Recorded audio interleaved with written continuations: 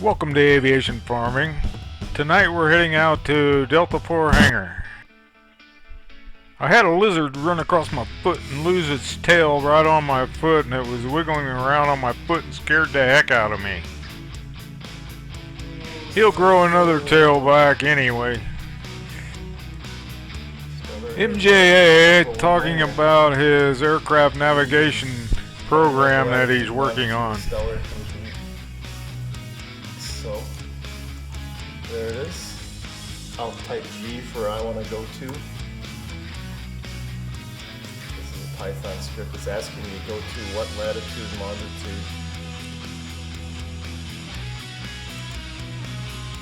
The red crosshairs are the ones I drew. It's perfect. It might be 1 pixel off.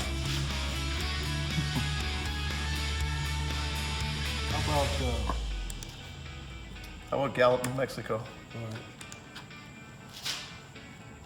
So you're going to get the latitude and longitude.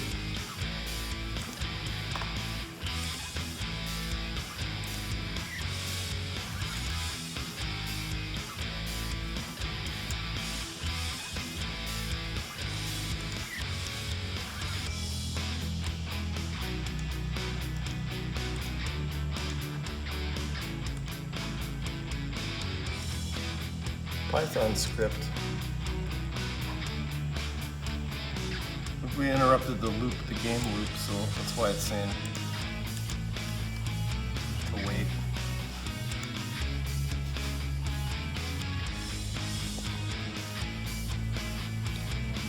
The other corner of the map, the southwest corner, would be like, what's it called? So in general, what are you working on here? What's it going to be for? It's a way to take a government map off the website and plot your position using your own software. So one thing we could do for fun is we could grab some ADS-B data off the web. So we could go to a website called like Flight Radar 24. We could grab data of a jet's position. We could plug it into this map, and we could pretend, put an airplane icon, and pretend that. We have a very nice system of building workbenches to build a cruiser on. It seems to be working out very well. We're using sawhorses and putting swivel wheels on the bottom of the legs. It makes the large workbenches very portable, and you can lock the wheels when you get it to where you want it, and it will not move. This is the first long bench that we made, and we actually built the fuselage on this bench, and it worked out very well. Another nice feature about these benches is, besides their being portable, they can be taken apart very easily, and the sawhorse is folded down and it can be hauled in a small van or pickup.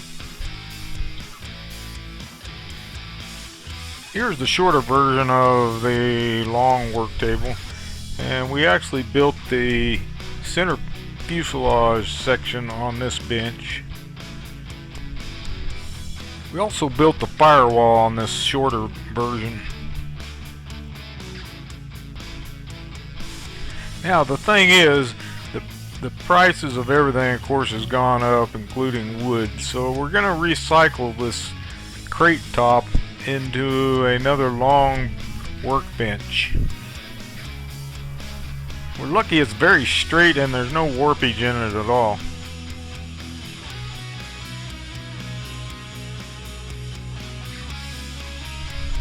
Now another thing is the price of these sawhorses is 20% more than they were last year. So if you buy 3, you can figure you're paying 60% more for 3 of these things than you would have paid it 1 year ago.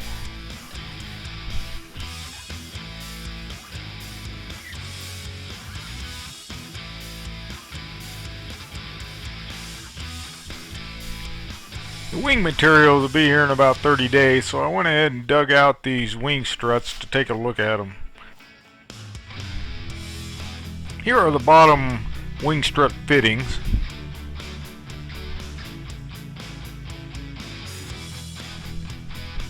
Looking down one of the strut tubes, you'll see that the shape is a symmetrical airfoil shape. Both wing struts are exactly the same.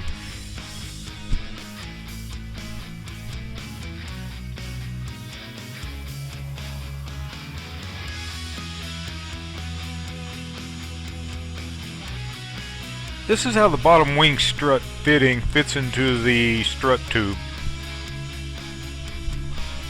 They have to be fitted into the strut tube at a precise location, then drilled, and bolts will go all the way through. Here's where the bottom fitting will connect to the airplane. Then I'll look at the plans and get an idea of the location of stuff and what type of hardware is needed. Here's the upper fitting, which will connect to the wing, and how its location is into the strut tube. And it's the same thing here. It's a precise location it needs to be, and then drilled, and bolts will go through the entire thing. Since the wing materials will be here in 30 days, I start researching the wings and learning. And any other helpful material, such as there's DVDs out there, that kind of thing. Also, Zenith has some online installation guides available, and I'll look at those. Once I've studied all the information available to me, I'll sit down and make a plan as to how I'm going to build that particular part of the airplane.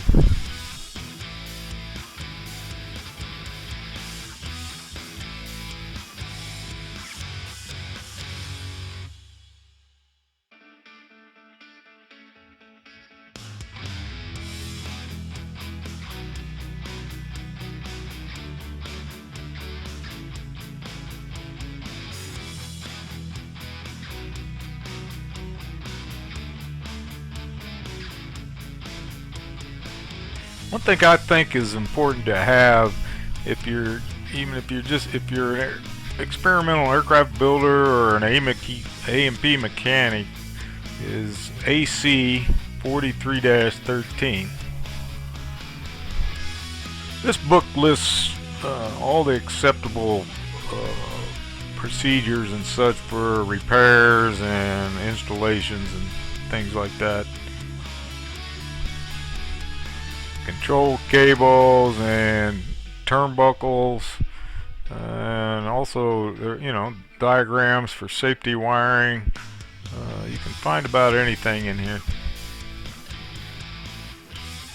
Here I'm just measuring the thickness of the strut tube material to see if it matches what the plans say.